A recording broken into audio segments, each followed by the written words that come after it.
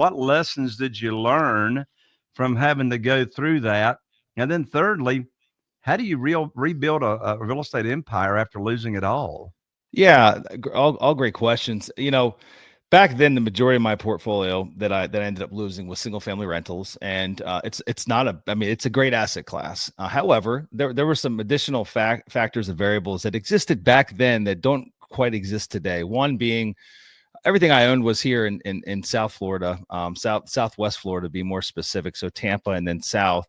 You know, the economy here is much more dynamic than it was back in '08, especially once you get outside of Tampa. It was much more it's much more dynamic today than it was 10 plus years ago, or back in '08 when the market crashed. And so essentially what occurred was, number one, there was an excess supply of a surplus of new homes being built. I mean, it was, builders were building homes as fast as they possibly could, but there weren't necessarily bodies coming into those homes. There weren't that much of a population moving here to Florida. And second to that, a lot of the job base was built around construction. So ultimately, when the mortgage market crashed, so did everything else, and there weren't enough bodies to occupy units. It was basically robbing Peter to pay Paul. So we had a major vacancy issue that came about.